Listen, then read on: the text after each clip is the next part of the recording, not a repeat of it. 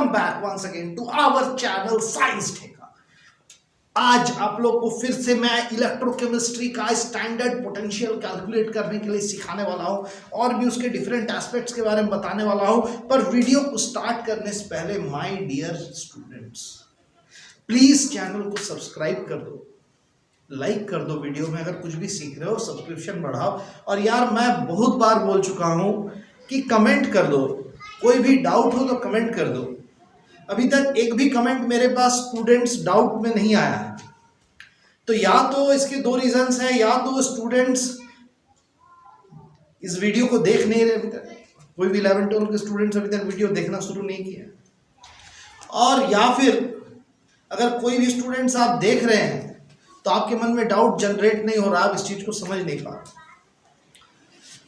तो अगर सीरियसली इस चीज को समझिएगा, मेरा एक एक वीडियो बढ़िया से देखिएगा। ऑक्सीडेशन रिडक्शन मैंने बहुत डिटेल में बताया है, इलेक्ट्रोकेमिस्ट्री से रिलेटेड मैंने हर एक सेल के स्ट्रक्चर्स को ड्रॉ करके, फिगर दे करके, पीरियोडिक टेबल दे करके हर तरीके से समझाया है। तो प्लीज़ वीडियो में ज़्यादा से ज़्यादा कमेंट करो। तुमको कोई भी डाउट हो, कैसा भी डाउट हो, इस चैप्टर से रिलेटेड पूछ लो, तुम्हारा क्लियरिफिकेशन हो जाएगा। हर दिन हर वीडियो में मुझे ज़्यादा टेंशन इस बात की रहती है कि डाउट्स नहीं आ रहे, कमेंट्स नहीं आ रहे, व्यूज़ कम जा रहे हैं, वो अलग बात है, उस बात का टेंशन तो रहता है पर कम रहता है। ज़्यादा टेंशन ये रहता है कि जो उद्देश्य, जो मोटिव से हमने इस चैनल को स्टार्ट किया था, मैक्सिमम स्टूडेंट्स के डाउट क्लियर करने के लिए, वो मेरे पास नहीं आ रहा। तो मैं बार बार आप सभी से, स्टूडेंट से रिक्वेस्ट कर रहा हूँ कि अगर आप लोग इस वीडियो को देख रहे हो तो किसी भी तरह का डाउट अगर जनरेट हो रहा है तो प्लीज़ कमेंट सेक्शन में पूछो। मैं कोशिश करूंगा मैक्सिमम डाउट्स क्लियर करने का। मैं इस पूरे चैप्टर्स को सब पार्ट्स में बना रहा हूँ, तोड़ तोड़ के बना रहा हूँ, एक दिन 2 दिन का गैप दे दे के बना रहा हूँ। इसका एक प्रमुख कारण है, मेन रीज़न इसका ये है कि मैं टॉपिक वाइज चलना चाहता हूँ और स्टूडेंट्स लोग थोड़ा पार्ट वाइज, क्योंकि बहुत सारे स्टूडेंट्स हैं 12th स्टैंडर्ड के भी जो 12th बोर्ड परस्यू करेंगे, उनको ये चैप्टर क्लियर है पर कुछ कुछ टॉपिक्स हो सकते हैं डाउट्स, तो पूरे चैप्टर्स में समझ में नहीं आता कौन सा टॉपिक कहाँ है वन शॉट में। तो इसीलिए मैं तोड़ तोड़ के बना रहा हूँ। मैंने पहले वीडियो में ही कहा था कि 10 से 15 पार्ट के अंदर इस चैप्टर को मैं कंप्लीट करूँगा, 10 से 15 वीडियो के अंदर इस चैप्टर को मैं कंप्लीट करूँगा।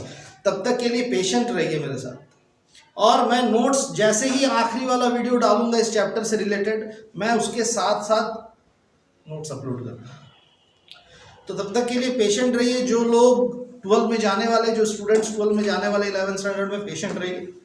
और ज़्यादा टाइम आपका ऐसे भी मैं वेस्ट नहीं करता हूँ। आज थोड़ा सा ज़्यादा बोल दिया क्योंकि कमेंट्स नहीं आ रहे थे। तो मूव करते हैं हमारे चैप्टर के ऊपर, इलेक्ट्रोकेमिस्ट्री पे जो हम लोग बात कर रहे थे कैलकुलेट करना, दैट इज हम लोग क्या कैलकुलेट करने वाले थे, इलेक्ट्रोड पोटेंशियल ऑफ हाफ्स। तो कल तक मैंने आपको बताया था स्टैंडर्ड इलेक्ट्रोड पोटेंशियल। तो स्टैंडर्ड इलेक्ट्रोड पोटेंशियल या potential of electrode potential of half cell, दोनों में डिफरेंस क्या है? जब स्टैंडर्ड इलेक्ट्रोड पोटेंशियल की हम लोग बात कर रहे थे, या फिर electromotive force of a cell का बात कर रहे थे, ईएमएफ ऑफ ए सेल का अगर हम लोग बात कर रहे थे, तो उसमें हो क्या रहा था, हम लोग पूरा सेल का स्टैंडर्ड इलेक्ट्रोड व ईएमएफ कैलकुलेट कर रहे थे, जिसमें दोनों हाफ सेल्स इंक्लूड होते। अगला क्वेश्चन ये आ जाता है कि अगर दोनों हाफ सेल्स का कैलकुलेट करना है तो एक हाफ सेल्स का हमको कैसे पता चलेगा? तो एक हाफ सेल्स का कैलकुलेट करने के प्रोसेस को हम लोग कहें electrode potential of half cells का calculation. Electrode potential of half cells कैसे पता करें? अभी तक आपने जो भी फॉर्मूलाज पढ़े हैं, मैंने इसके पिछले वीडियो में जो भी आपको फॉर्मूलाज बताए हैं, उन सब का कैलकुलेशन बेसिस क्या है पता है?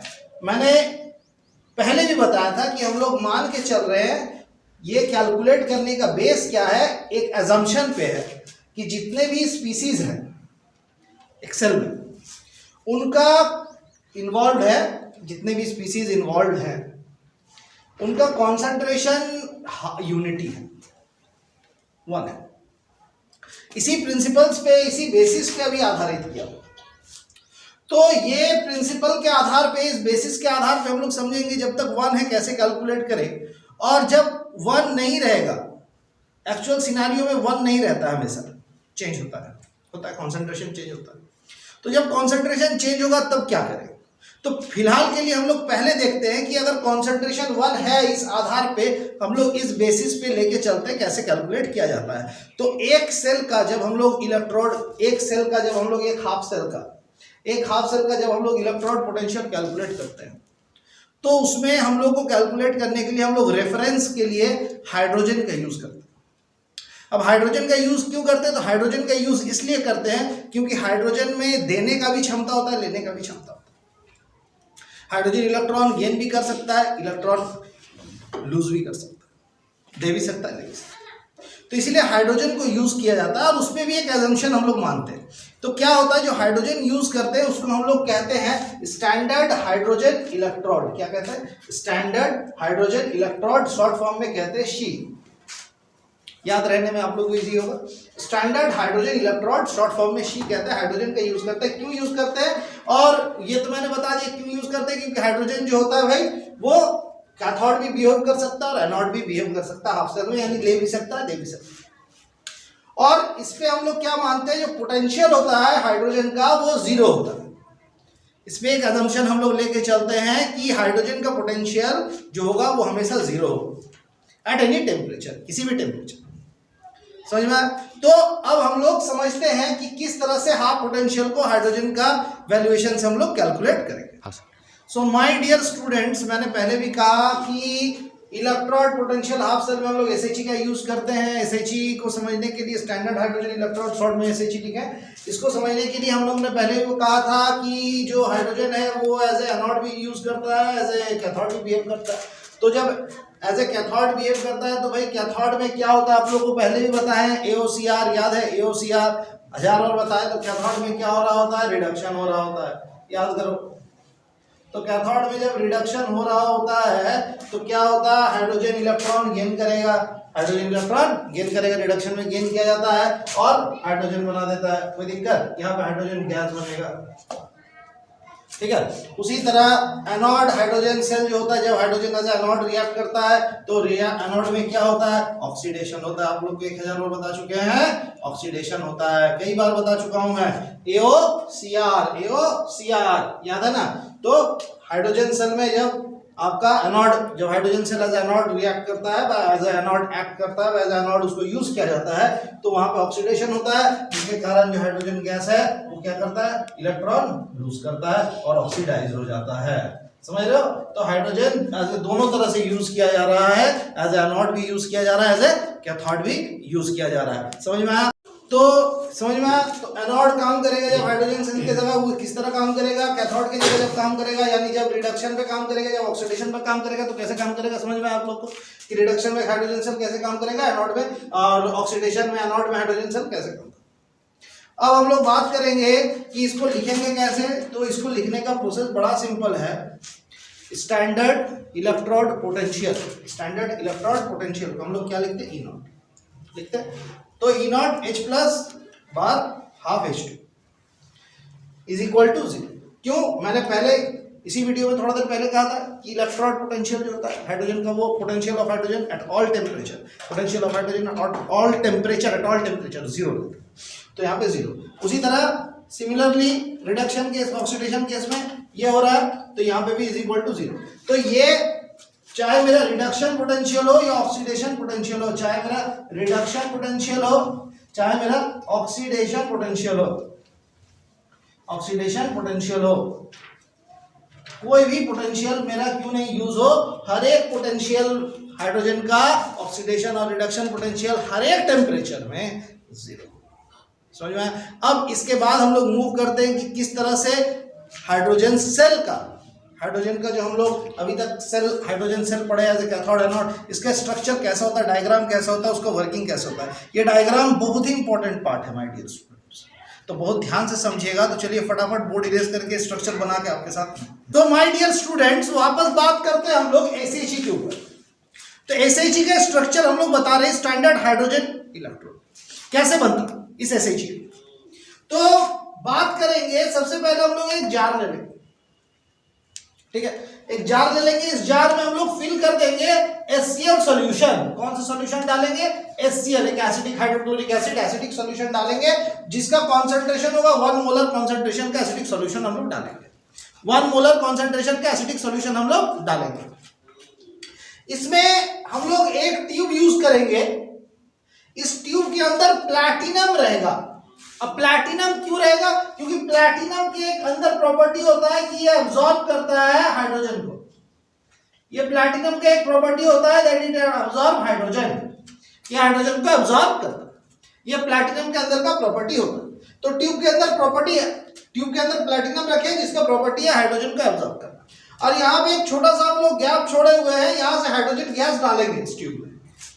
तो ये काम कैसे करेगा? ये हाइड्रोजन गैस यहाँ से अंदर जाएगा, प्लैटिनम जो है वो हाइड्रोजन मॉलिक्यूल्स को अब्सॉर्ब करेंगे, और जिन्हें अब्सॉर्ब नहीं कर पाएंगे उनको वो निकाल देंगे बुलबुले के तौर पे।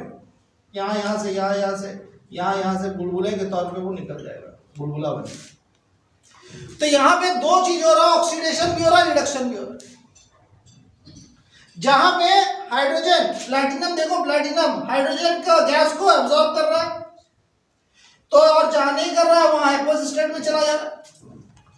प्लैटिनम गैस को अब्सॉर्ब भी कर रहा है, एक्वस स्टेट में चला जा रहा है। यहाँ पे हाइड्रोजन गैस और हाइड्रोजन आयन का एक कांस्टेंट टाइप का फ्लो बना हुआ है, यानी कंटिन्यूअसली ऑक्सीडेशन और रिडक्शन हो रहा है। कंटिन्यूअसली इसमें ऑक्सीडेशन रिडक्शन कंटिन्यूअसली हो रहा है, जिसके कारण एक फ्लो ऑफ हाइड्रोजन गैस बना हुआ है। इसी चीज को समझते हुए ये कांस्टेंट जो मेंटेन है, ये कांस्टेंटेंसी, ये कंसिस्टेंसी जो मेंटेन है, इस कंसिस्टेंसी को समझते हुए हम लोग कैलकुलेट करेंगे इसी हाइड्रोजन इलेक्ट्रोड का मदद लेकर, स्टैंडर्ड हाइड्रोजन इलेक्ट्रोड का मदद लेकर हम लोग जिंक और कॉपर का स्टैंडर्ड इलेक्ट्रोड कैलकुलेट करेंगे।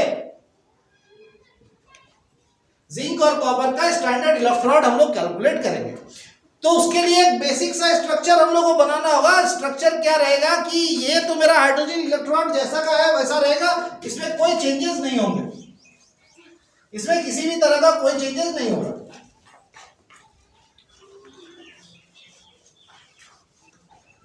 हम लोग करेंगे क्या, यहाँ पे एक और जार बना देंगे, इसको as a half cell use करेंगे। क्या यूज करेंगे? Half cell. ये ऐसे ही एक हाफ सेल है और ये यूज होगा एज एन एनोड, ये एनोड के लिए यूज होगा। यहां से एक वोल्ट मीटर लगा के कनेक्ट कर देंगे और इसको डालेंगे हम लोग एक और सेल में। यहां पे हम लोग सबसे पहले दो एग्जांपल लिए थे, जिंक और कॉपर का लिए थे ना, तो सबसे पहले हम लोग जिंक का यूज करते हैं। ये मेरा कैथोड हो गया। यहां पे जो सॉल्यूशन है ये मेरा जिंक सल्फेट सॉल्यूशन है, ZnSO4 सॉल्यूशन, ये वोल्ट मीटर है। तो अब आपको पता है ऑक्सीडेशन कहां पे हो रहा है, रिडक्शन कहां पे हो रहा है। आपको पता है ऑक्सीडेशन कहां पे होता है, रिडक्शन कहां पे होता है। AOCR याद है? तो एनोड में मेरा ऑक्सीडेशन होगा, यहां रिडक्शन होगा। कोई दिक्कत समझ में आया था? इसके बाद हम लोग बात कर रहे हैं तो हाइड्रोजन का, यहाँ पे हाइड्रोजन इलेक्ट्रोड यूज हो रहा है SHU। तो अभी मैंने थोड़ा देर पहले वीडियो में कहा था कि इलेक्ट्रोड, अगर स्टैंडर्ड इलेक्ट्रोड पोटेंशियल का बात करें, standard electrode potential of hydrogen का ऑक्सीडेशन पोटेंशियल या रिडक्शन पोटेंशियल, या तो ओपी ऑक्सीडेशन पोटेंशियल या रिडक्शन पोटेंशियल, दोनों मेरा क्या होगा? जीरो। तो ऑक्सीडेशन पोटेंशियल भी जीरो होगा, रिडक्शन पोटेंशियल भी जीरो होगा। इसके बाद हम लोग जो आगे बढ़ने वाले हैं कैलकुलेशन, कैसे क्या लिखा जाता है, फिगरेटिव मेजरमेंट वगैरह, तो ये समझने के लिए आपको बोर्ड इरेज करना होगा। तो ये डायग्राम आप लोग बना लीजिए कॉपी में, ताकि इसके बाद जो हम बताएं वो आप लोग रिलेट करके चल सको। ठीक है, तो इस डायग्राम को फटाफट बना लो। सो माय डियर स्टूडेंट्स, अगर आप लोगों ने डायग्राम उतार लिया है तो हम लोग बात करेंगे कि डायग्राम में हम लोग जब स्टैंडर्ड सेल पोटेंशियल निकालेंगे, अब स्टैंडर्ड सेल पोटेंशियल निकालने के लिए इलेक्ट्रोमोटिव ऑफ द सेल, जो भी हम बोल सकते हैं, पिछले बार दोनों चीज बताई थी, इलेक्ट्रोमोटिव फोर्स भी कह सकते हो आप, EMF ऑफ सेल या स्टैंडर्ड सेल पोटेंशियल, तो उसको हम लोग E0 सेल लिखते हैं is equal to RPC minus RPA। अब RPC और RPA क्या है, क्योंकि हम लोग रिडक्शन पोटेंशियल निकालते हैं, तो reduction potential at cathode minus reduction potential at anode, RPC minus RPA, short form में समझिएगा। तो यहाँ पे मैंने जिंक का यूज किया था। डायग्राम आप लोग उतार चुके हो तो देखोगे डायग्राम में जिंक का यूज किया हुआ है एज ए कैथोड। तो कैथोड में Zn2+ और बीच में हम लोग वर्टिकल लाइन देके Zn लिखे। पिछले वीडियो में मैंने बताया था कैसे लाइन देके मेंशन किया जाता है, वर्टिकल लाइन क्यों मेंशन किया जाता है। जो लोग नहीं देखे थे पिछला वीडियो देखो, उसमें सब कुछ मैंने डाला हुआ है। -E0। अब यहाँ पे हाइड्रोजन सेल हमने एनोड में यूज किया है, एज एनोड यूज किया है, तो H+ और half.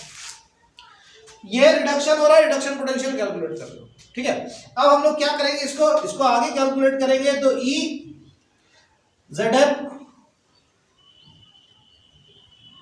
2+ bar Zn minus E reduction potential of hydrogen. थोड़ा देर पहले मैंने बताया था रिडक्शन पोटेंशियल ऑफ, इसी वीडियो में थोड़ा देर पहले। जो लोग बीच में से देख रहे हो थोड़ा रिवाइंड कर लो, या जो भूल गए थोड़ा रिवाइंड कर लो, पीछे आ जाओ, देख लो कि हाइड्रोजन का पोटेंशियल मैंने कहा था, चाहे वो ऑक्सीडेशन पोटेंशियल और रिडक्शन पोटेंशियल, हमेशा क्या होगा, 0 होगा। 0। तो E0 cell electric potential of the cell is equal to standard electric potential जो होगा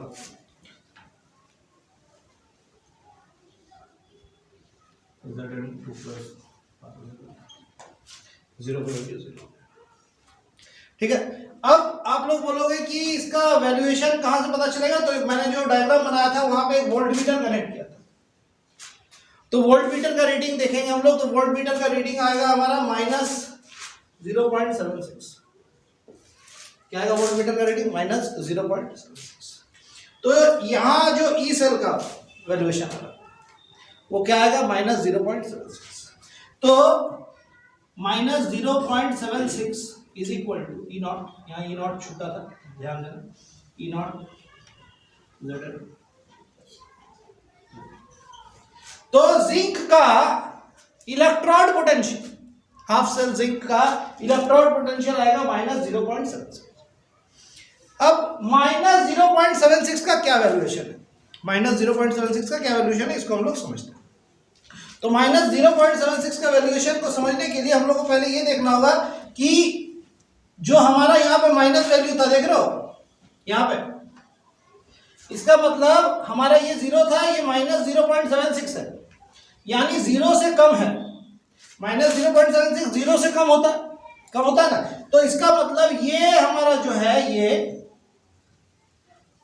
स्टैंडर्ड इलेक्ट्रोड पोटेंशियल जिंक का, स्टैंडर्ड इलेक्ट्रोड पोटेंशियल जिंक का, इसको थोड़ा बड़ा करके लिख देते हैं। स्टैंडर्ड इलेक्ट्रोड पोटेंशियल जिंक का जो है वो लेस होगा हाइड्रोजन से।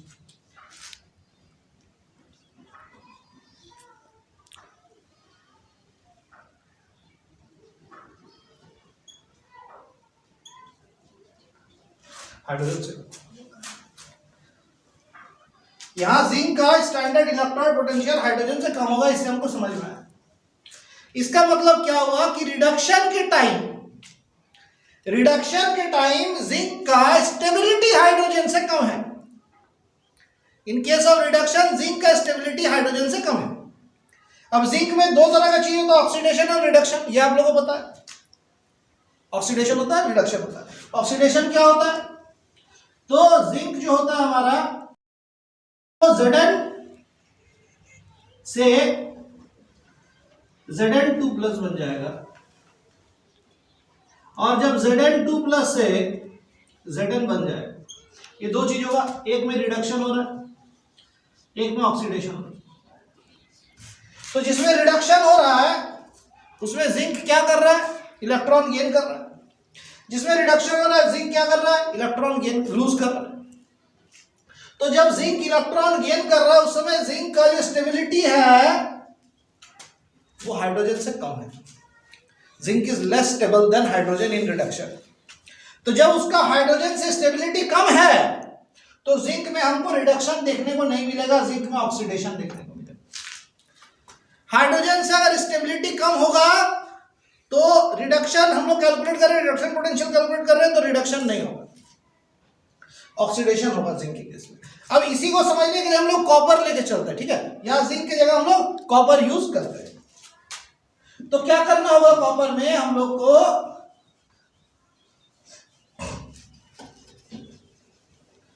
हमारा सारा कुछ सेम रहेगा, बस जिंक के जगह हम लोग कॉपर डालेंगे। जिंक के जगह हम लोग कॉपर डालते जाएंगे, जहां जहां जिंक डाले वहां वहां हम लोग कॉपर डालते जाएंगे।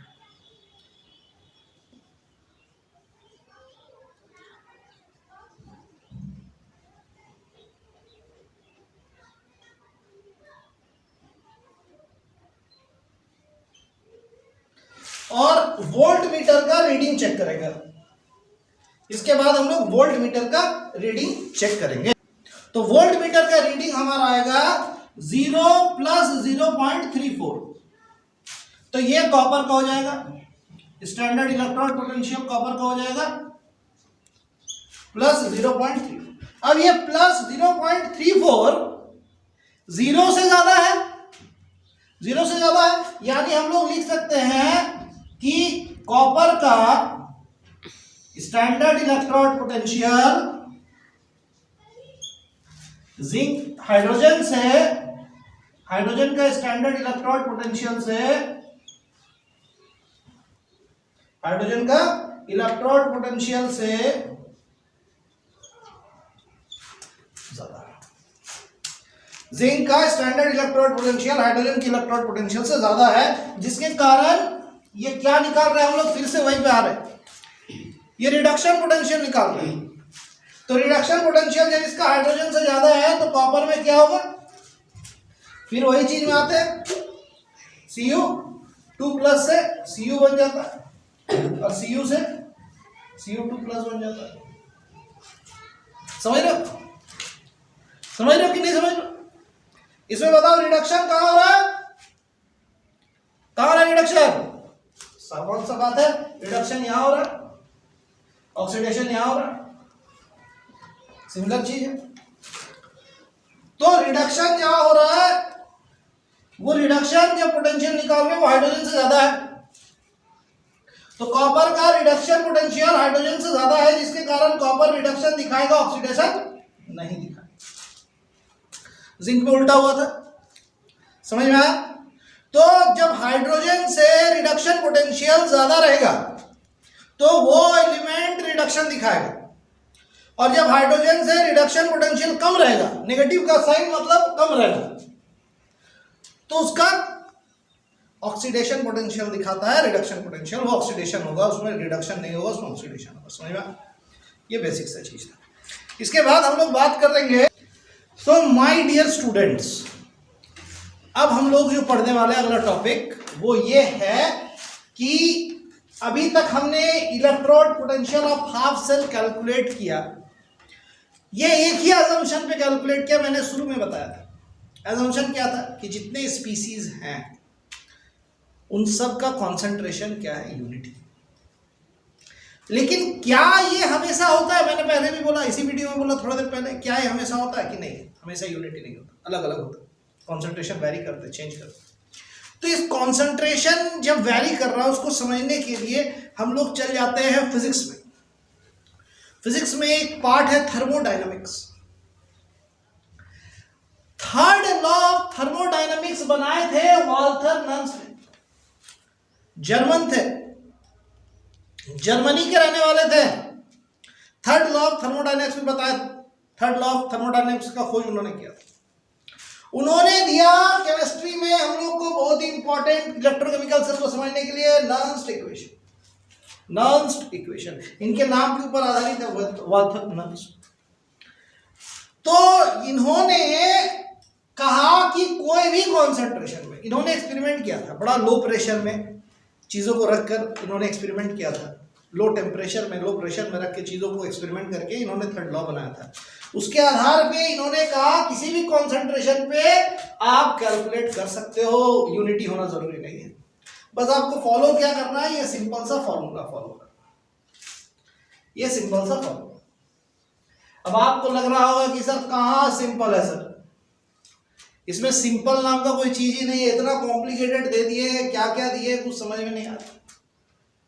तो electrode potential of the cell जो होता है, standard electrode potential minus RT by NF, natural log m by m to the power n plus. अब इसमें आपको लग रहा होगा क्या है, तो सबसे पहले इस फॉर्मूला को समझने के लिए हम लोग जानेंगे कि इस फॉर्मूला में एक एक चीज, इस फॉर्मूला में जो एक एक टर्म है ये किस चीज को रिप्रेजेंट करता है। आपको अगर कोई भी फॉर्मूला दे दे, सपोज हम लोग एक सिंपल सा फॉर्मूला दे देते हैं कि A इंटू L, और आपको अगर बता दे कि A इंटू L क्या होता है, A for area, L for length, तब आपको ये और इजी हो जाएगा। समझ रहे हो कि नहीं? तो कोई भी चीज को जानने के लिए अगर कोई फॉर्मूला को जानना होता है, उसके सारे टर्म्स को हम लोग को जानना जरूरी होता है। तो चलो लिखते हैं एक एक करके कि ये टर्म कौन कौन से टर्म किसको किसको रिप्रेजेंट करते हैं। सो माय डियर स्टूडेंट्स, क्या है टर्म? R। सबसे पहले इस कैपिटल R को समझिए। ये कैपिटल R क्या है? इसको गैस कांस्टेंट यूज करते हैं। कांस्टेंट अगर यूज कर रहे हैं तो उस कांस्टेंट का वैल्यू भी फिक्स होता है, तो गैस कांस्टेंट के रूप में R को यूज कर रहे हैं और उसका वैल्यू होता है 8.314 जूल पर केल्विन पर मोल। अगला T फॉर टेम्परेचर, यहाँ पे T दिख रहा है आप लोगों को, T फॉर टेम्परेचर, ये टेम्परेचर इन केल्विन, टेम्परेचर को केल्विन में मेजर करते हैं, ऐसा यूनिट ऑफ टेम्परेचर भी केल्विन होता है, पता होगा आपको। अगला है N जो है, यहाँ पे जितने भी जगह आप लोग को N दिख रहा है, वो यहाँ N दिख रहा है, वो यहाँ N दिख रहा है, ये N क्या है? Number of electron. इस पूरे प्रोसेस में ऑक्सीडेशन भी हो रहा है, रिडक्शन भी हो रहा है, इलेक्ट्रॉन गेन भी हो रहा है, लूज भी हो रहा है। तो टोटल कितना इलेक्ट्रॉन गेन या लूज हुआ उसको मेंशन करने के लिए हम लोग यहाँ पे N लगा देते हैं कि total number of electron gained और लूज्ड। इसके बाद हम लोग बात करेंगे F। यहाँ पे F दिख रहा है, यहाँ पे N दिख रहा है ना, ये N, ये नंबर ऑफ इलेक्ट्रॉन गेन या लूज्ड है, ठीक है। ये N उस पर्टिकुलर एलिमेंट के लिए इलेक्ट्रॉन गेन कर रहा है या लूज कर रहा है, उसका पोटेंशियल दिखा रहा है। ये इसका पोटेंशियल दिखा रहा है, इसका आयंस दिखा रहा है, आयंस का कंसंट्रेशन दिखा रहा है। ये N total number of electron gain या लूज्ड है। अगला आता है F, फैराडे कांस्टेंट। F क्या है? Faraday constant. तो फैराडे कांस्टेंट है तो उसका वैल्यू क्या होता है? 96487 कैलोरी पर मोल। इसके बाद हम लोग ये कैपिटल M जो आते हैं, ये नेचुरल लॉग के बाद कैपिटल M आता है। ये कैपिटल M हमारा क्या है? Concentration of solid. ये कॉन्सेंट्रेशन ऑफ सॉलिड होता है। तो कॉन्सेंट्रेशन ऑफ सॉलिड हमारा क्या होगा? ऑलवेज 1 होगा, याद रखिएगा। कॉन्सेंट्रेशन ऑफ सॉलिड हमेशा यूनिटी होता है, हमेशा यूनिटी होता है, कॉन्सेंट्रेशन ऑफ सॉलिड 1 होगा। और ये जो Mn प्लस है, ये आपका है कॉन्सेंट्रेशन। Mn प्लस जो है ये आपका है कॉन्सेंट्रेशन ऑफ लिक्विड। जो लिक्विड हो रहा है उसका कॉन्सेंट्रेशन, उसमें जो आयंस है, लिक्विड आयंस, उसका कॉन्सेंट्रेशन को दर्शाता है। समझ में आया? क्लियर? आप लोग उतार सकते हो, बोर्ड छोड़ दे रहा हूं 2 मिनट के लिए। अब इस फॉर्मूला को यूज कैसे किया जाएगा, इस फॉर्मूला से हम लोग वैल्यू कैसे कैलकुलेट करेंगे, इस फॉर्मूला को कैसे आगे और समझेंगे, अगर आपको ये जानना है तो स्टे ट्यून्ड गाइस। अगले वीडियो में हम लोग यही सब टॉपिक लेके मिलते हैं। आज का वीडियो हम लोग यहीं पे समाप्त कर रहे हैं। The video is ending here today.